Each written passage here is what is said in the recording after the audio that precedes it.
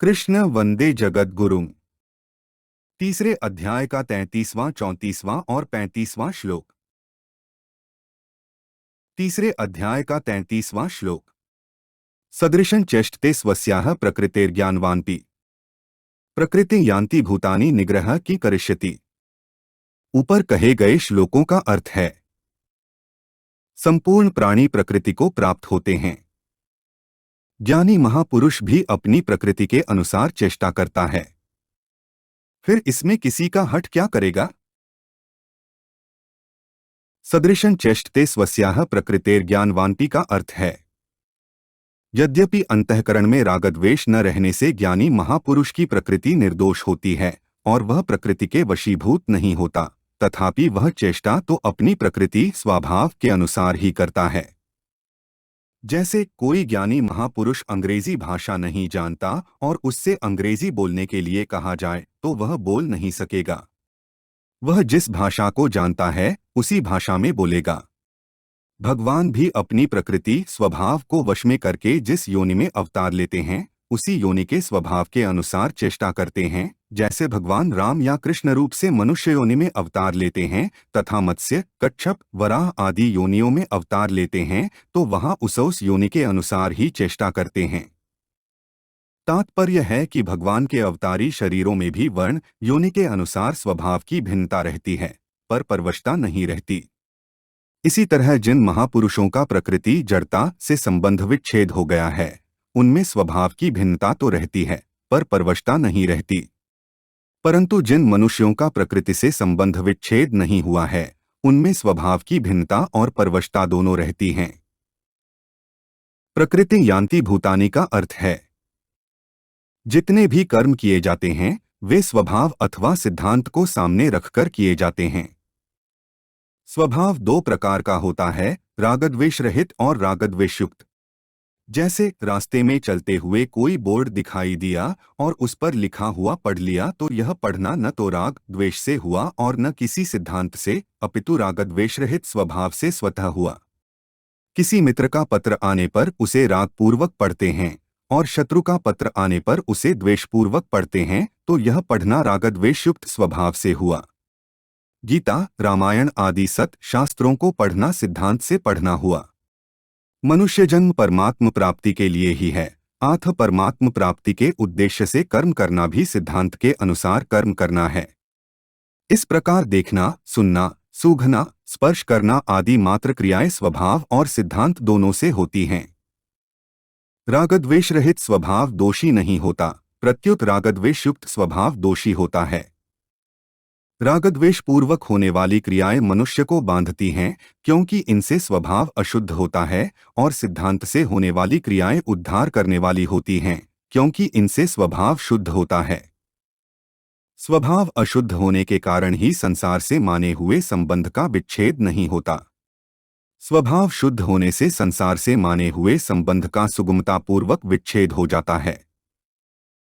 निग्रह की करिष्यति का अर्थ है, जिनका स्वभाव महान, शुद्ध एवं श्रेष्ठ है उनकी क्रियाएं भी अपनी प्रकृति के अनुसार हुआ करती हैं। फिर जिनका स्वभाव अशुद्ध रागद्वेषयुक्त है उन पुरुषों की क्रियाएं तो प्रकृति के अनुसार होंगी ही। इस विषय में हठ उनके काम नहीं आएगा। जिसका जैसा स्वभाव है उसे उसी के अनुसार कर्म करने पड़ेंगे। यदि स्वभाव अशुद्ध हो तो वह अशुद्ध कर्मों में और शुद्ध होते वह शुद्ध कर्मों में मनुष्य को लगा देगा। तीसरे अध्याय का 34वां श्लोक। इंद्रियसेन्द्रियस्यार्थे रागद्वेषौ व्यवस्थितौ तयोर्वशमागच्छेत्तौ ह्यस्य परिपन्थिनः। ऊपर कहे गए श्लोकों का अर्थ है, इंद्रिय के अर्थ में प्रत्येक इंद्रिय के प्रत्येक विषय में मनुष्य के राग और द्वेष व्यवस्था से अनुकूलता और प्रतिकूलता को लेकर स्थित हैं। मनुष्य को उन दोनों के वश में नहीं होना चाहिए क्योंकि वे दोनों ही इसके पारमार्थिक मार्ग में विघ्न डालने वाले शत्रु हैं। इंद्रियसेन्द्रियस्यार्थे रागद्वेषौ व्यवस्थितौ का अर्थ है, प्रत्येक इंद्रिय के प्रत्येक विषय में रागद्वेष को अलग अलग स्थित बताने के लिए यहाँ इंद्रियस्य पद 2 बार प्रयुक्त हुआ है। तात्पर्य यह है कि प्रत्येक इंद्रिय श्रोत्र, त्वचा, नेत्र, रसना और घ्राण के प्रत्येक विषय, शब्द, स्पर्श, रूप, रस और गंध में अनुकूलता प्रतिकूलता की मान्यता से मनुष्य के रागद्वेष स्थित रहते हैं। इंद्रिय के विषय में अनुकूलता का भाव होने पर मनुष्य का उस विषय में राग हो जाता है और प्रतिकूलता का भाव होने पर उस विषय में द्वेष हो जाता है। वास्तव में देखा जाए तो रागद्वेष इंद्रियों के विषयों में नहीं रहते। यदि विषयों में रागद्वेष स्थित होते तो एक ही विषय सभी को समान रूप से प्रिय अथवा अप्रिय लगता, परंतु ऐसा होता नहीं। जैसे वर्षा किसान को तो प्रिय लगती है पर कुम्हार को अप्रिय।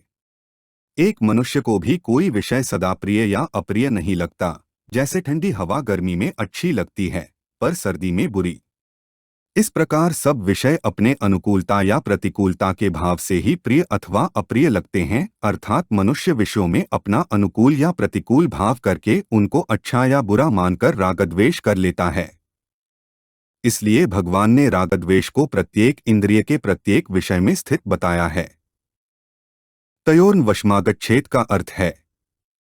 इन पदों से भगवान साधक को आश्वासन देते हैं कि रागद्वेष की वृत्ति उत्पन्न होने पर उसे साधन और साध्य से कभी निराश नहीं होना चाहिए, अपितु रागद्वेष की वृत्ति के वशीभूत होकर उसे किसी कार्य में प्रवृत्त अथवा निवृत्त नहीं होना चाहिए। कर्मों में प्रवृत्ति या निवृत्ति शास्त्र के अनुसार ही होनी चाहिए। यदि रागद्वेष को लेकर ही साधक की कर्मों में प्रवृत्ति या निवृत्ति होती है तो इसका तात्पर्य यह होता है कि साधक रागद्वेष के वश में हो गया। रागपूर्वक प्रवृत्ति या निवृत्ति होने से राग पुष्ट होता है और द्वेषपूर्वक प्रवृत्ति या निवृत्ति होने से द्वेष पुष्ट होता है। इस प्रकार रागद्वेष पुष्ट होने के फलस्वरूप पतन ही होता है। जब साधक संसार का कार्य छोड़कर भजन में लगता है तब संसार की अनेक अच्छी और बुरी स्फुरणाएं उत्पन्न होने लगती हैं, जिनसे वह घबरा जाता है।